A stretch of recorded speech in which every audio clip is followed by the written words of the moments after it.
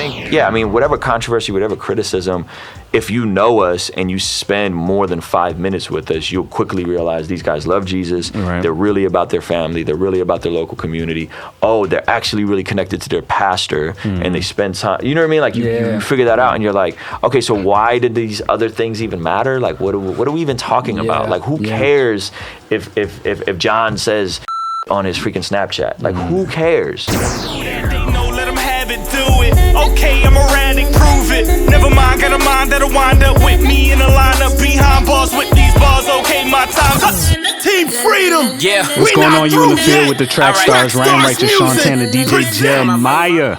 We got Ruslan in the building. How you doing, sir? I'm doing fantastic. Oh, yeah, Always absolutely. love me some Atlanta. Absolutely, man. How many times have you been here? Oh, I lost track, man. Really? Probably a dozen times. Oh, man, we got to get you in here more often then. Yeah, man. Yeah, it's good. I love Atlanta. Yeah, so we just saw you a couple weeks ago. Yeah. Killing it at, where were we, in the Valley? Elevate the Valley. We don't know anything about Elevate the Valley. California. Temecula. You guys are in Temecula, Marietta area. It's the IE, Inland Empire. Yep. So I've been there a couple times, but I didn't know anything. So I'm doing like prizes and stuff, and I'm like, who's from the farthest place? And somebody says something I didn't recognize. I'm like, you win. Like, what? Yeah. It's like, dude, I don't know They're where really from around the corner. Yeah. But yeah, man. So thank you for coming out, man. Man, thank you for having me. You guys, everybody's schedule clicked up, and we made it work. So I'm grateful. Yeah. Man. I know That's it's what's a up, Monday, and I'm thankful to be in Atlanta and here on Trackstar. So How's it feel, man? New album? Yes. Album is doing great. Doing shows, is people discovering it and excited about it. So I'm very grateful for all the love on the album. It did really well on Billboard and iTunes charts and all that kind of stuff. So, being indie, I can't complain, man. Yeah, so I'm gonna get into all the. I want to know the nuts and bolts. You know what I'm saying? Because a lot of artists watch this show and they want to know like how to make this work. And you've been doing this for so long, so I know you've learned some secrets along the way. Yeah. So I want to know like how do you make this work as a solo artist and as a group and as a exec and all that, but I'm gonna get into that later. Okay. So tell us about just get through the what's Americana about, how'd you come up with it and all that. Americana is my perspective on American culture. So I'm an immigrant. I wasn't born here, but I'm a part of the hip hop community. But I'm a white guy, but I'm a Christian. No. You know what I'm saying? And I don't really fit into any box that people put me in, and so it's my vantage point as an immigrant who's assimilated to American culture, and just some of the nuances that I find that I think Americans are just things I find interesting, and things that my self-awareness of my story, and so it's a lot of personal stories from my childhood, a lot of little social commentary, and just all kinds of different touching on all kinds of different topics, and very, very fun record to do, and I'm very happy with it. Absolutely. One thing I love about your crew is that you guys have in-house producers. Mr. Eric Kingsley, Right. ladies and gentlemen, Eric Kingsley. In-house producers, and I feel like the producers you're cultivating are creating a sound for you guys. You know what I mean? It's not, you're not trying to sound like anything else. You're not finding the hottest producer, but you're creating your own brand of sound. Tell me what made you decide to do that, because that's different. Yeah. And how are you cultivating that? How are you keeping them engaged? How are you making sure they still can do other projects with other people and all that kind of stuff? Yeah, well, we've always had the value of not just our own producers, but our own producers in our own proximity. One of the things that people don't know about us is all of us live in about a 10 to 15 mile radius of each other. Wow. We all attend the same church.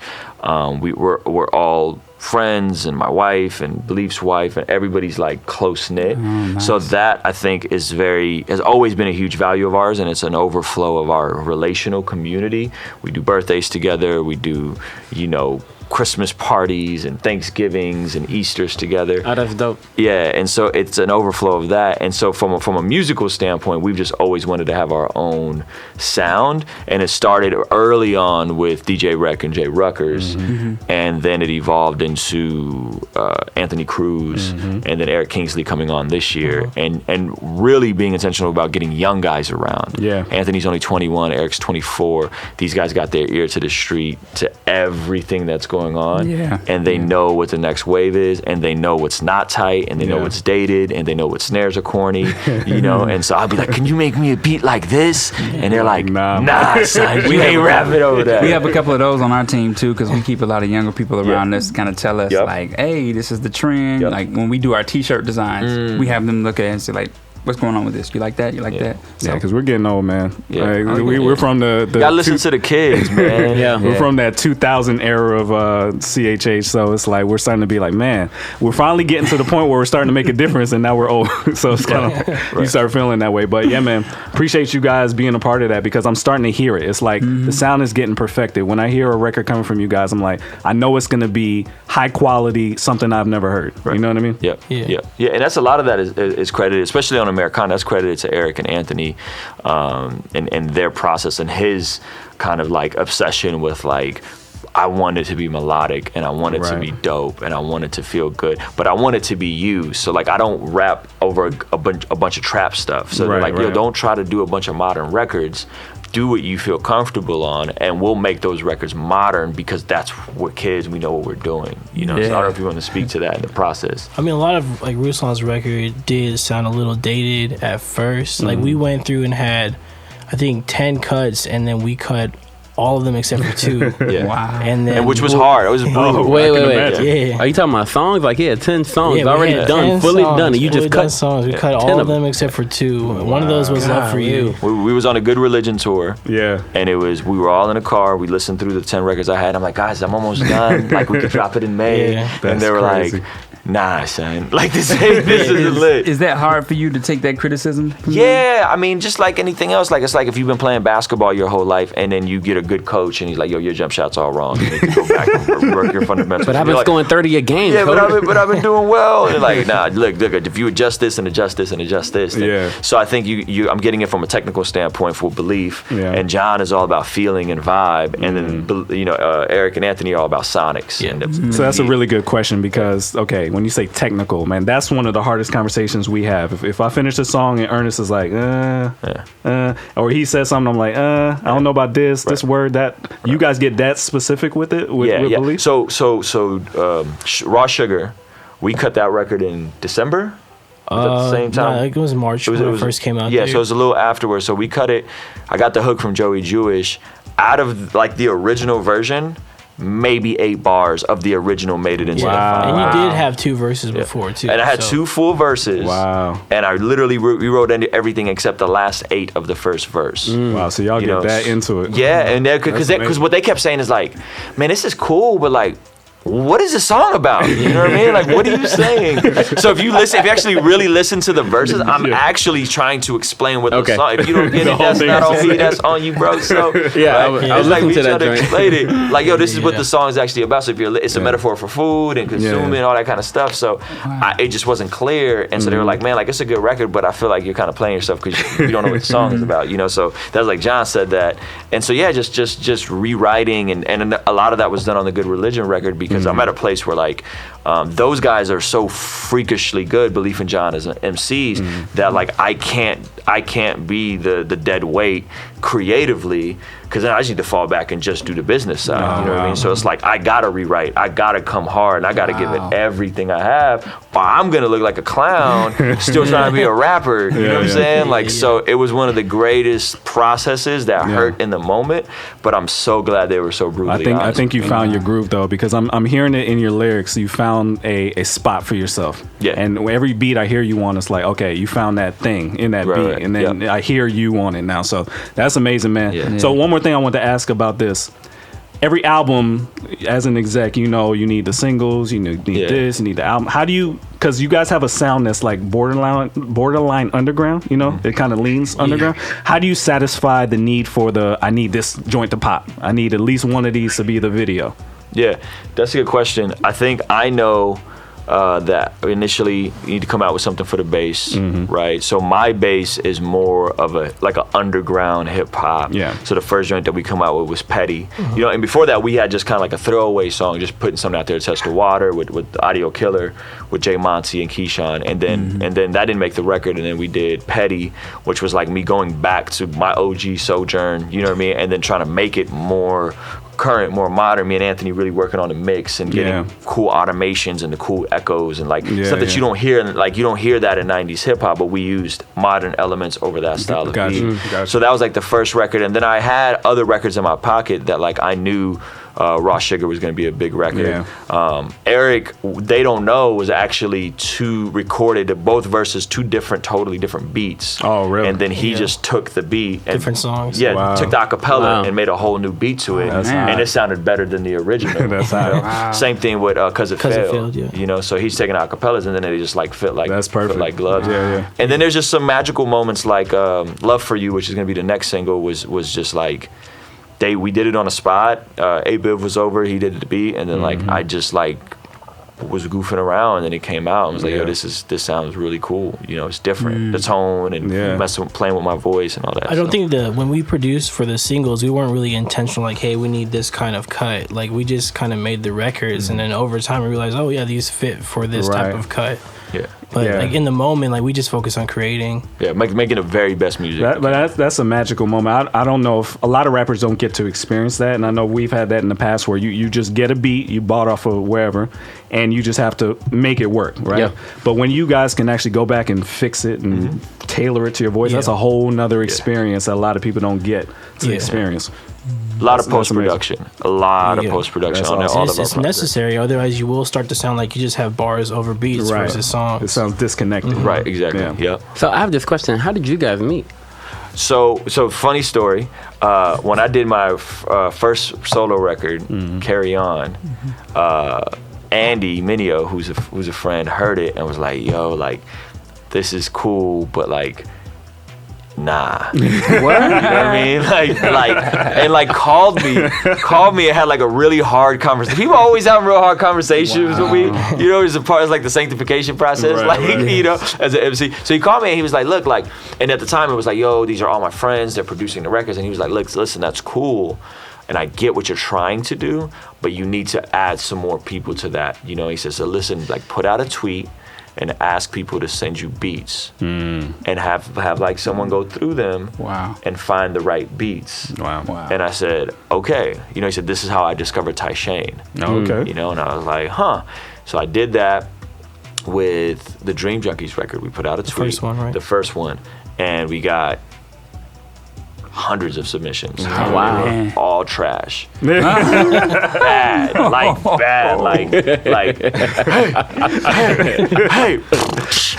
Hey, like those types of beats, you know what I mean? Wait, so those are not good? Those are not good. And then in the middle of all that, cut through the Dream Junkies beat, the song Dream Junkies, cut through just all, and they were all Anthony Cruz beats. Oh, there you go. And we're like, yo, like this dude got it. And so we're like, but we want him to be in our local community. So it took, you know, we did the record, it took him a couple months. We met him, we met his family. He's out from Jersey City, so we convinced him. So same thing with Good Religion was, hey, we're working on a Dream Junkies record. You know, I think the email is nowhackbeats@kingstreamnc.com, right? Like, send your best beats. And Eric sent in like 8 beats. Yeah, and 2 of those, one was the intro, and then the other was Audio Killer. Yeah. Okay. So right away, both of those beats got written to within the That's couple awesome. weeks. And at the same time, I was working with A-Biv on his album, so I produced his whole record. So while I was producing with him, I met him in Oceanside, and that's when I met Ruslan in person. So he came to the church, hung out. And you know, like y'all know, like we're pretty loose guys, you know what I'm saying? He came for like, yo, like I went to Liberty University. We're like, yo, this dude is not gonna he's not gonna, there's no way he's moving out here. Like there's no way, you know? And then like, he called me like a month later, like, hey man, I think I wanna relocate to San Marcos. And I was like, and Anthony was trying to find a spot because he was like renting a room.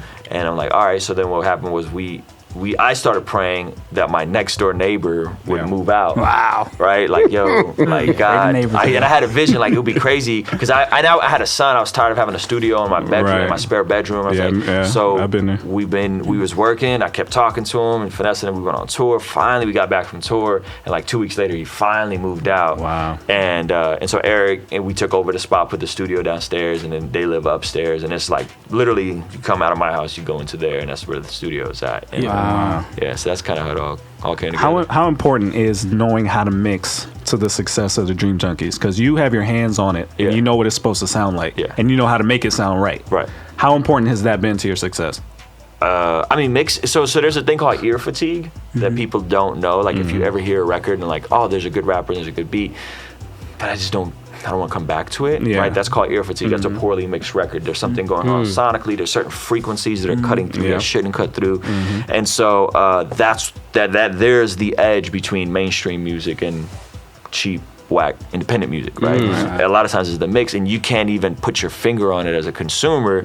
You just know, I like listening to fill in the blank over this other guy who's actually a good rapper, but you know, I just can't. So I went to school and I started learning this stuff and just messing around, and it was a huge priority, you know, and I started studying. I was the guy that, like, I didn't have engineers around. I didn't have anybody else around to make the beats. I didn't have anybody around to do the management, to do the booking. I'm just like, well, I really want to do this, and I'm just going to do it myself, you know? Wow. And then in the process, you learn all these different skills. And then, so now, like, we're giving mixing away to Anthony, who's like, that's what he wants to do. He wants to sit there and tinker with the EQ on the kick until it's just perfect. And he'll spend 2 or 3 days on a mix, you know? And I'm just kind of like, dog, it was done like 36 hours ago. You know? Mixing is much more than a science. It is a creative art. So like Anthony sees it that way, so that's why he really appreciates the art of it and wants to go into it. But I even have like a slightly different opinion. I don't think mix is always super important, because sometimes it's really like a lot of the songwriting is bad and some people just aren't really upfront with that. But with that paired with a really solid mix, you have a great record.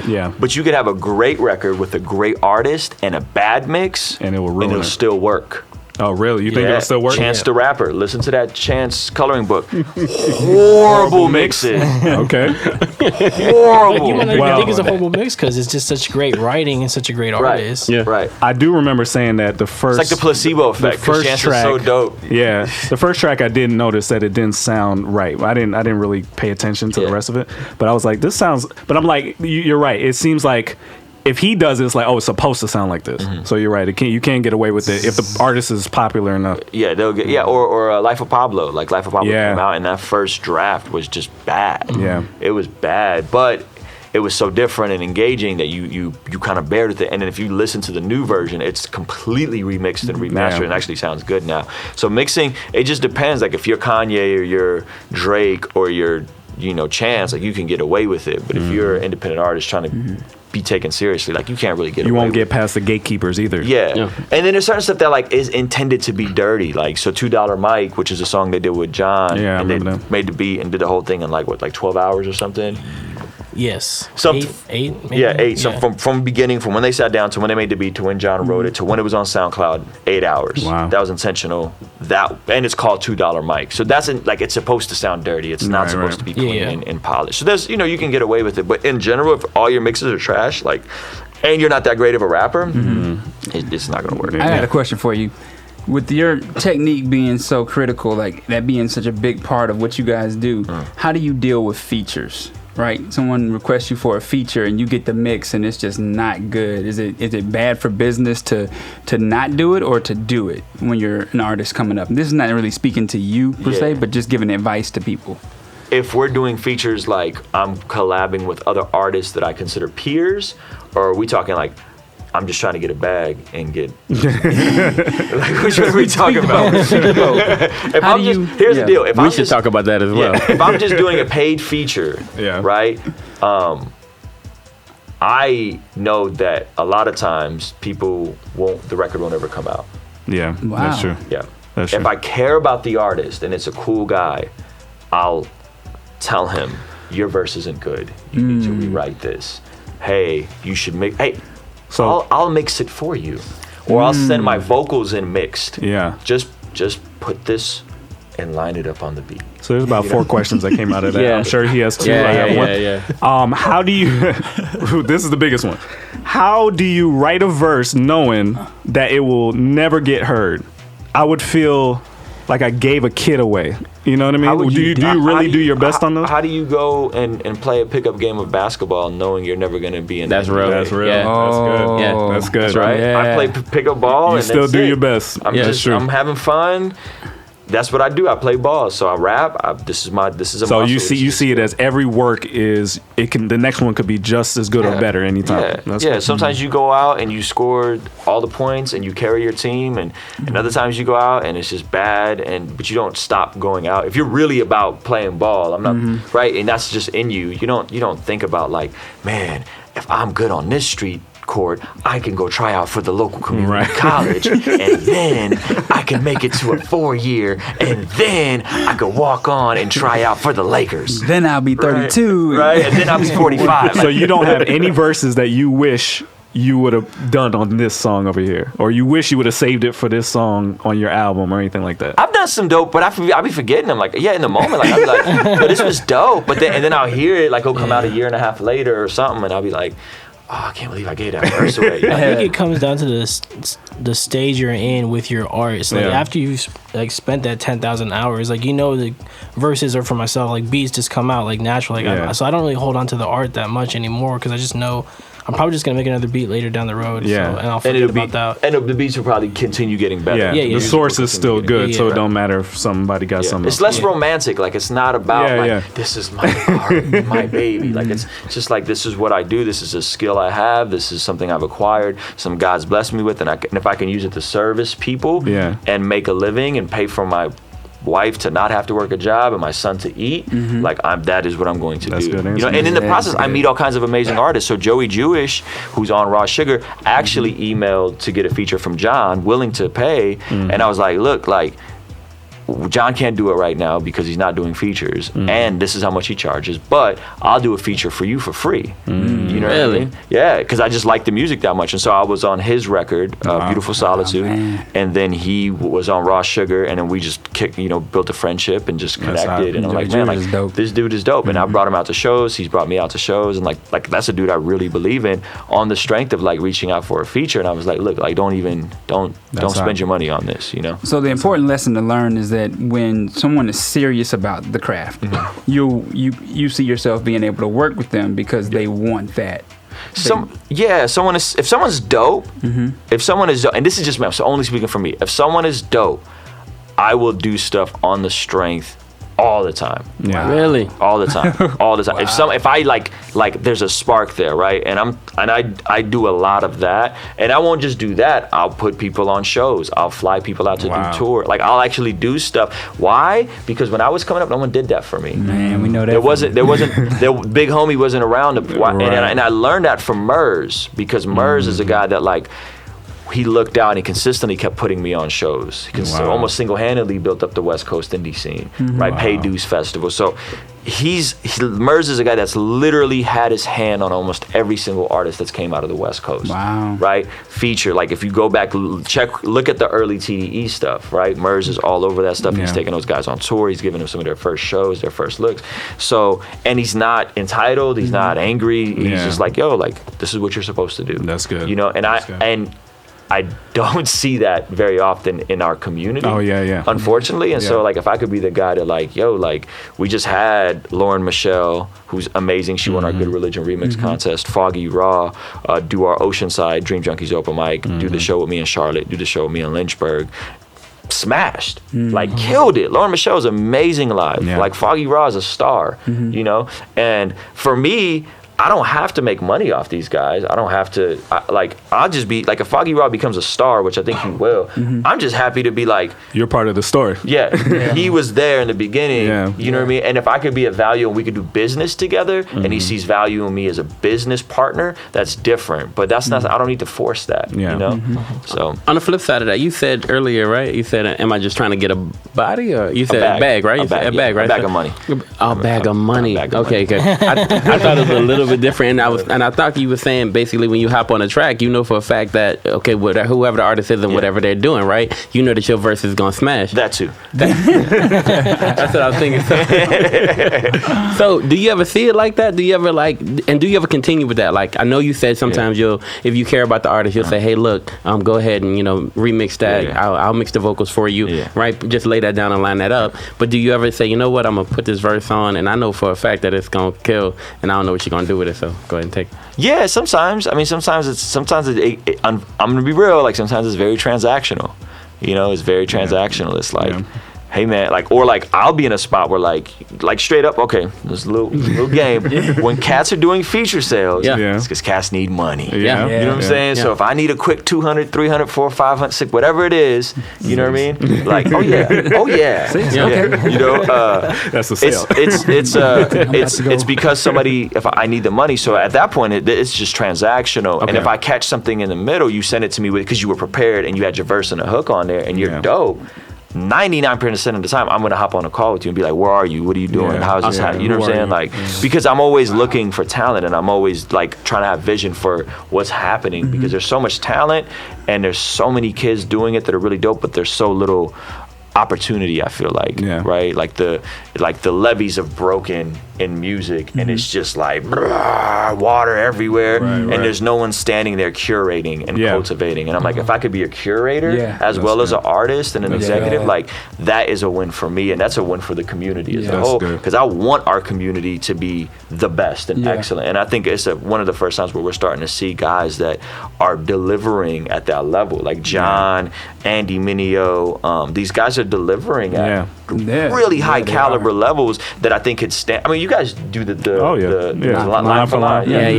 You know, like that's real. It's happening. You know, when we started, it wasn't. Yeah, right. It was the alternative. It was Christian rap is the alternative, right? And now it's like no. Like, cats can go bar for bar. They can go line for line. So I think it's a good thing. Let me switch to videos real quick. I'm seeing the same excellence in the production I'm starting to see in the videos, where there's a certain look. It definitely feels California, but there's a certain quality level that you guys are getting to with the video production. Even the stuff that to me I would think was throwaway still looks clean. Like the what's the bandwagon bus thing where you guys just walk around. That still feels like a top quality production when it's just like you guys are almost playing around with it. Who's behind the visuals? Like who's the art director behind all that?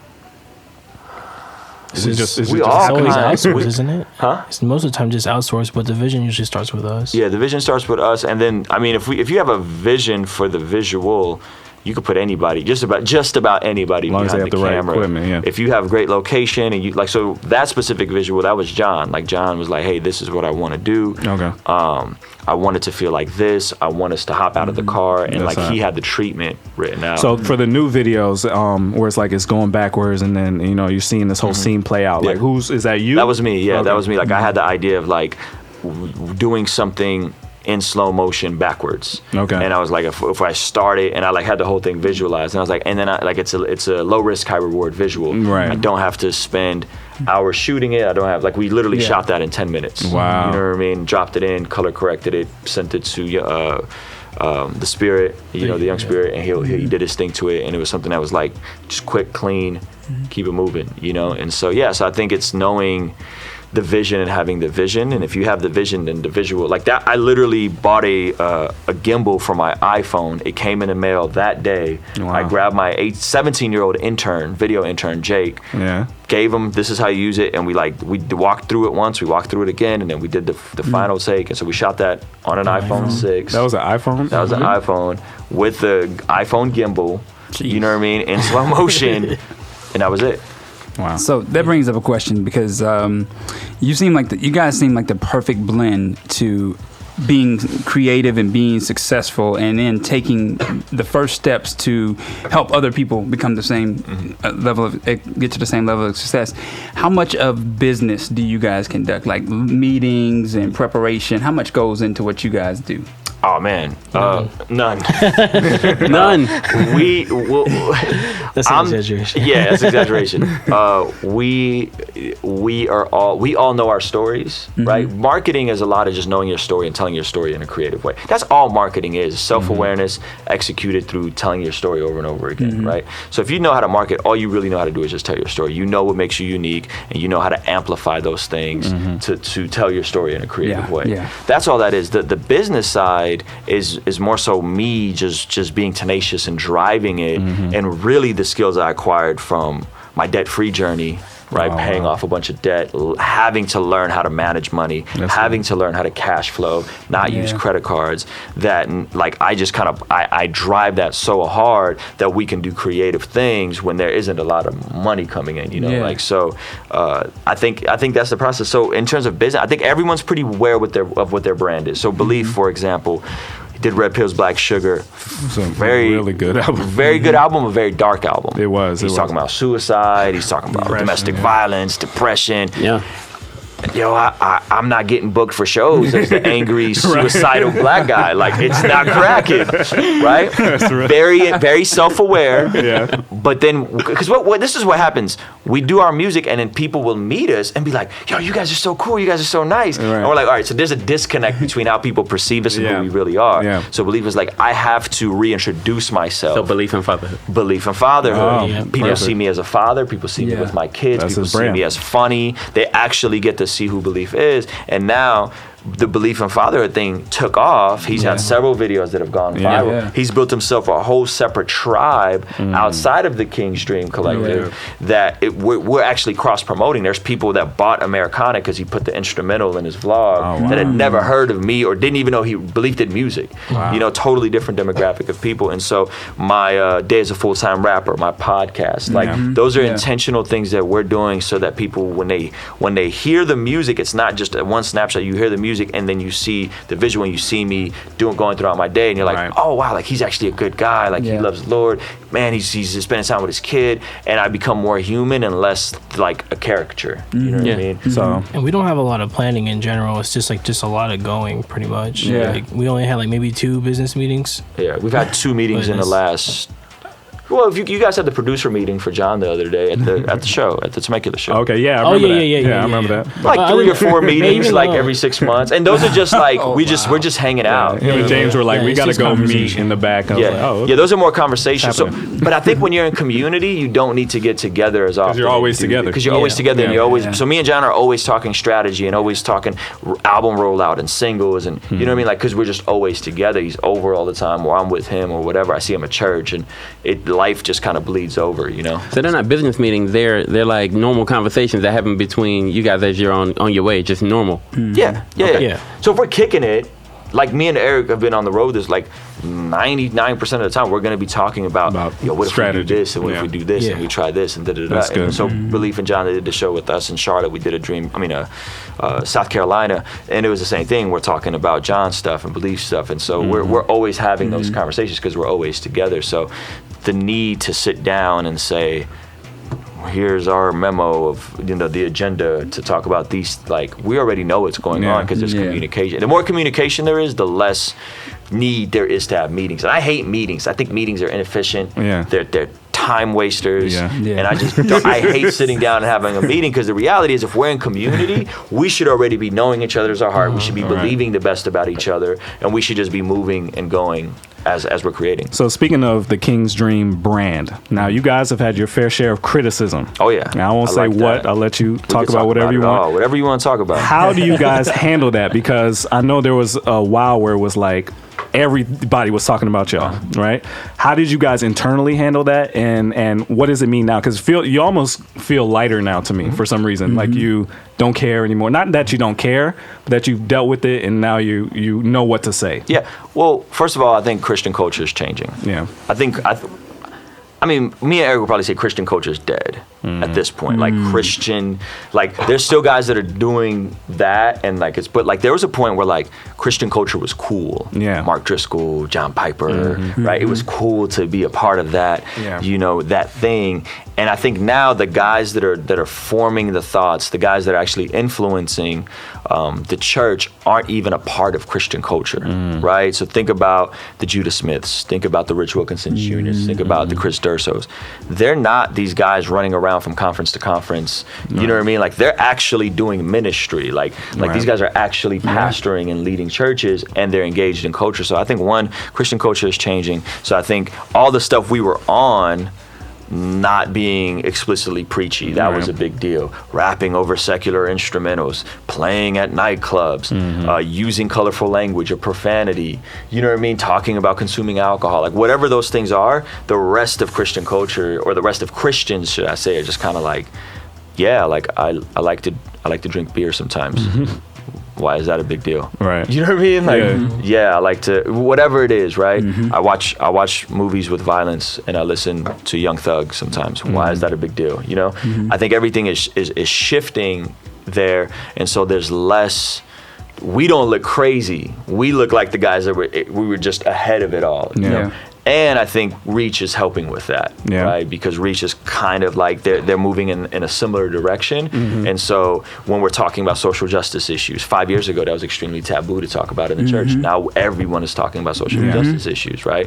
I think those are important things that we just haven't done. Now we're doing them, and so I think the palette is more softened, and people are just more open. But whatever the liberty is, people are just more open. And I've intentionally done things to kind of pave the way so that people are ready, right? So the whole Rapzilla profanity debacle, which was really out of context, right?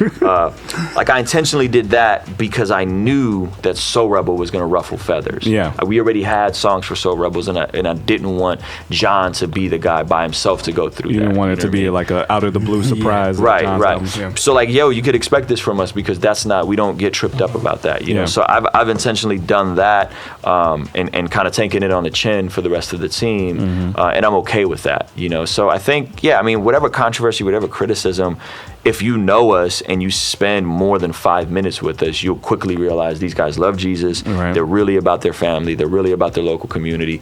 Oh, they're actually really connected to their pastor, and they spend time. You know what I mean? Like you figure that out, and you're like, okay, so why did these other things even matter? Like, what are we even talking about? Like, who cares if John says ish on his freaking Snapchat? Like, who cares? You know what I mean? Does it really matter? It doesn't matter. You know what I mean? And so I think that's my heart is like, what's the main thing? The main thing is Jesus. The main thing isn't semantics. The main thing is not all these other things. And so, yeah, man. So that's like my heart at the end of the day, and I'm okay with the criticism because I really don't care about Christian culture. Like I really don't. It's relationship. I care about relationships. I care about Jesus impacting culture because I'm a part of culture. But you do care about Christians. But I love Christians. He's like, thank you. But I love Christians, and I love the church, and I'm a part of the local church. But the rest of it doesn't matter. But this debate's been going on for years. I mean, it's the same tunnel rats cross movement debate that's been happening, and the two cultures, to me, it's interesting that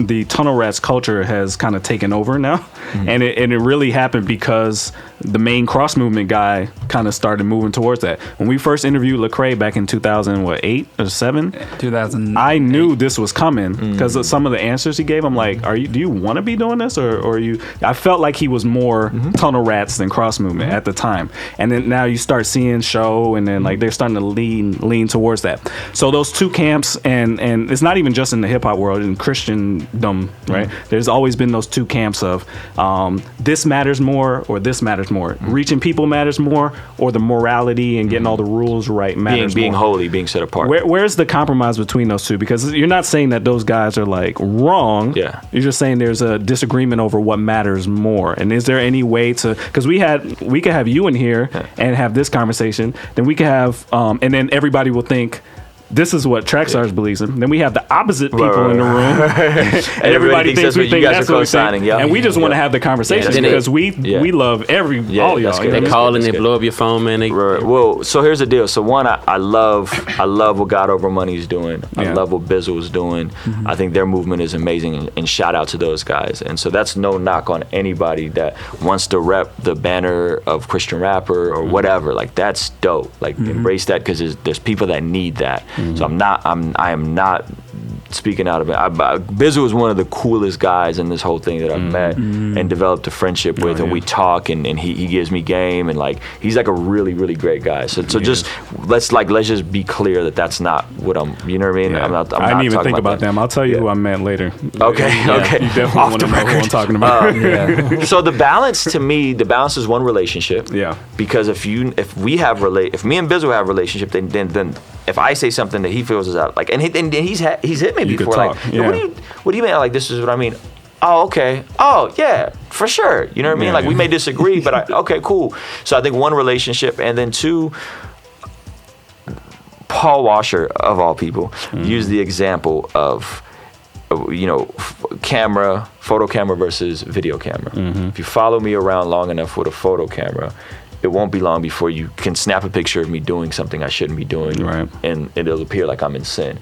But if you follow me around with a video camera for 24 hours, 48 hours, you may see me doing some things that are bad or whatever, but like the overall holistic view of my life is going to point to Jesus, right? And I think that is the compromise. Like when we say we're holy and set apart, are we just talking about behavior modification when it's culturally and socially acceptable in conservative Christian circles? Is that what we mean by sanctification? Or does sanctification have to do more with who I am when no one's around, who I am when it's just me and my wife, who I am in my thought life, right?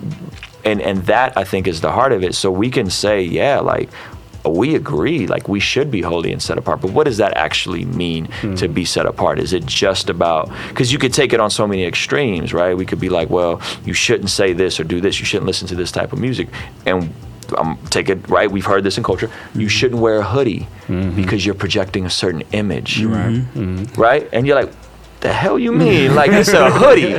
You know what I mean? Like, but like we've heard that, have we not, from Fox News, right? Yeah. So where do you draw the line? You should pull up your pants. You know what I mean? Like, you shouldn't do this. You shouldn't. So that I think so much of that is subjective and semantics. And so to me, I think the line is like someone's personal conscious and personal sanctification process is what it's about, not other. And there's obviously, like, if someone's like, yeah, like all ways lead to Jesus, everyone gets saved, or like, sleeping with lots of women is good, like, right? Then we're like, no, that's just heretical, that's bad, that's wrong, we don't believe that, we reject that. But when we're talking about matters of liberty, and we're talking, and another thing I think with liberty that's interesting is we think that awareness of someone's liberty is causing someone to stumble.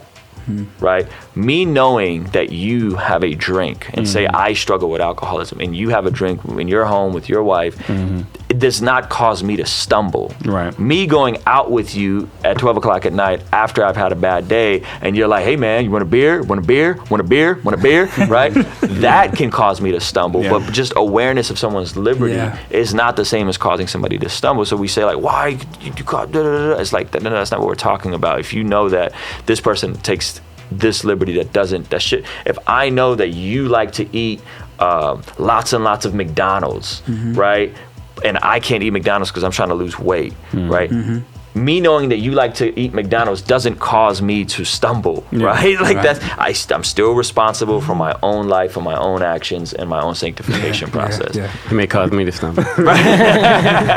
Continue, brother. If you spend a lot of time in community, I don't think you're ever going to compromise on morality for the sake of reach. Yeah. So like, if the focus is community versus if I'm reaching someone or being relatable, or whether if I'm being most upright and holy, then I think we're going to come to a better stage, like with reaching people and being holy at the same time, just by focusing on the main thing, which is community and being around people. And Jesus, right? And Jesus, like if I'm reading my Bible and I'm praying, I'm doing the things I should be doing, like God will reveal those things to me. So sometimes I'll go through a season of like, I need to fall back and just listen to worship music, because that's what the Lord is revealing to me in a season, and so I think it's just being humble and open. And I'm like, and straight up, like I'm okay with being wrong. Like I might not like. I was at one point. I was very like, we should be able to say what we want and art. And then I had a son, and 2 years later, I'm like, I'm not trying to cuss in my music. Like I'm really not trying to cuss. Period.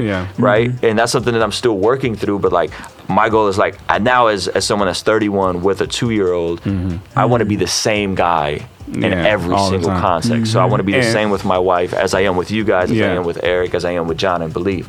But I'm still working through that. And I think that's all. I love the conversation. Like when we have people in here, I love going back and forth. I love going back and forth with everybody. But I think that's what I've been waiting on somebody to say. I'm aware that I could be wrong, and I'm open to figuring out that I might be wrong. But until then, I'm okay with what I'm doing.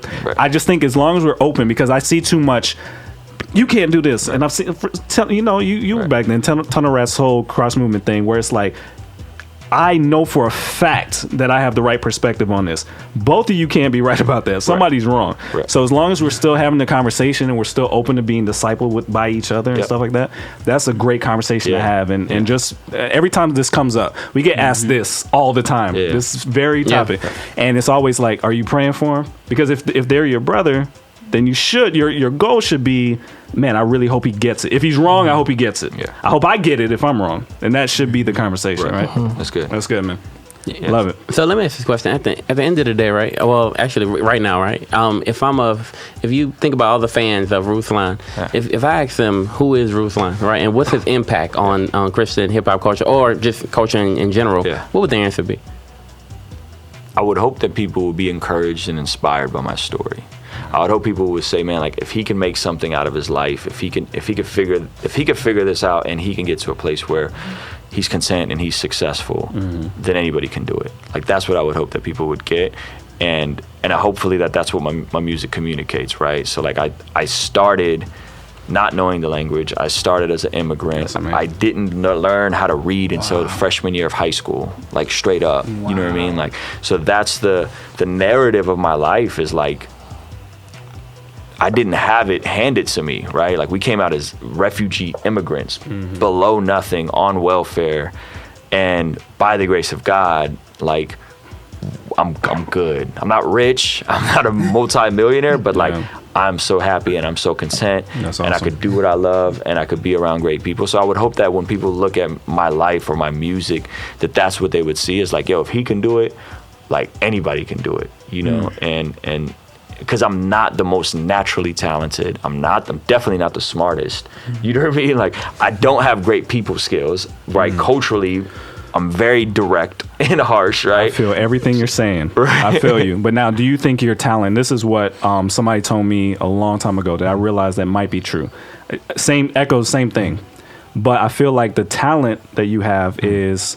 you know how to learn how to do anything you need, right? Yeah. So at any moment, you may not be the best at any one of those things, but you're the Prince, like not the Prince, but Prince versus Michael Jackson. Like Prince knew how to do all of this stuff, right? He may not have sold as many records, but he knew how to balance all the balls in the air, right? And keep everybody working, you know what I mean? And I think that's the talent, you know what I'm saying? So well, talent and or like work ethic and drive and DNA that like. I grew up want to do it. I grew up dirt poor, so there is this chip on my shoulder where I'm trying to prove the kids in my neighborhood that tease me that like I'm smart and I'm good and I'm better. You know what I mean? Like kind of ego, right? But that, like there's that real thing. You know? So you still have them in mind. Sometimes, like I like visualize, like you know, like visualizing that kind of stuff. You know what I mean? Like with just there's that chip on my shoulder that like like I have to because I'm not. I cannot fail. Like I cannot fail. I cannot go get a job. I cannot go work for anybody else like ever again. Like I can't. I will suffocate. This has to work. So if that means I got to be a great label executive and be a great creative and figure out multiple streams, like I will figure it out. That's good. You know what I mean? And I can't let my wife go work a job. I cannot do that. You know what I mean? So like my wife is like down, but like I'm like no, like we got it, we're good. You know what I mean? So like so I don't have any other choice. Like this is it. You know what I mean? Like I'm not gonna go get my teaching credential and go teach 7th grade middle school math. Right. That's not in the cards for me. You know what I mean? Like so I gotta figure it out. And so hopefully that's what people see in us, and that encourages them and inspires them and empowers them to figure out what that thing is for them. I have a flip side of that. So the other question is, your haters per se, right? Detractors, whoever like kind of looks at you, if they talked about Ruslan and his impact on the culture and what type of artist he is, what would they say? Yeah, I think people would look at, if we're talking Christian culture, like I think people would look at us, and if they really know, would probably be like, yo, they ruined Christian hip hop. Yeah. You know what I'm saying? Like single-handedly, like these cats, like they let John in, and then John influenced everybody else, and like it's dead. Like that, I think people might really make an argument. It might actually be true. That's what they say about us in our radio show.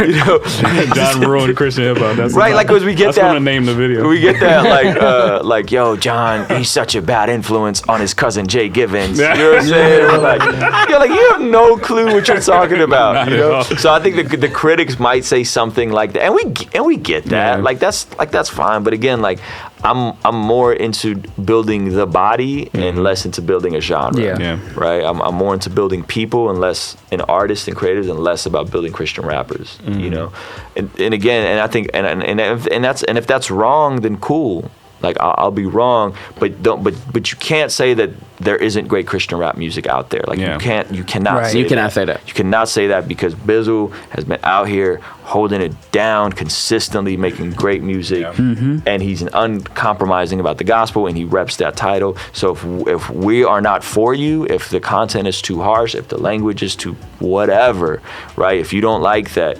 John tweeted to vote to legalize marijuana, like if that makes you uncomfortable, right? But I retweeted it. Like if that makes you, and I don't even smoke, but if that makes you uncomfortable, don't listen. It's okay. It's not for you. You know? It's awesome. So your goal, and even in your music, right? Your goal, let me ask this question. Is it to reach? Like, is it to grab and to reach those people who can relate to your story? Is that the overall goal, or is that not the true goal? Well, I think it's always both, right? It's always both. Like, I think it's make great music that can speak to people who are like me, who are believers, but don't fit into Christian culture, right? To do that, and then knowing that like I'm human enough and I'm normal enough where the non-church person, the person that's far from God, can hear it and be like, yo, like I love this. It's so vulnerable, it's so transparent, and I never thought about Jesus this way. Because the things that drew me into Jesus and the idea of Jesus being God, it wasn't Christian rap and it wasn't the church. What drew me in was hip hop, right? What got me open to Jesus was them prayers at the end of the DMX albums, right? As convoluted and as conflicted as he was, I was in 8th grade listening to It's Dark and Hell is Hot, and that prayer hit me, and I was like, yo, like what if this is true? You know, and that literally softened me to coming to church. You know, so that's like, and again, like, and I'm, God bless DMX, and I'm not saying that's the example, right? I'm just saying that's what God used to reach me.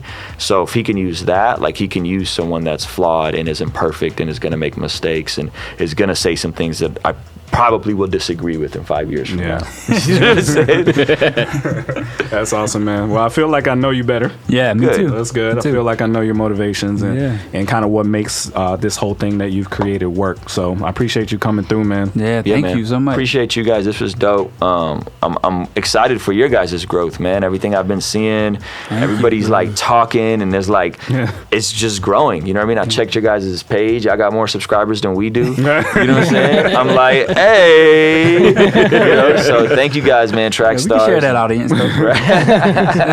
So yeah, I'm glad that there's people that are having meaningful dialogue, that care enough to have the dialogue, even if we may disagree, or some of your other listeners may disagree on semantics. The fact that we could have the dialogue, and at the end of the day, we don't have to agree on everything, but we can be aligned, and we can say that Jesus is Lord, Foundation. that he came, he lived the life we couldn't live, he died the death that we should have died, he rose from the dead, you know, and that through him, like, we have hope, we have life, we have love, we have everything we ever need. And so I think if we agree on that, then you're good. The other stuff will get sorted out. I believe that all day. You guys have your own podcast. Y'all want to kind of talk about it a little bit? Plug that joint. Y'all want to plug that? Yeah, so we have a podcast. What is it called now? It's called King's Dream Live. We changed names. Like, I know how that is. And it's on iTunes and it is on SoundCloud. You guys have any big plans for that? Like, you trying to take that to the moon? I think we're just gonna be faithful with it and see what happens. You know, I think we want to get good. We want to get better before we get bigger. Okay. And so, like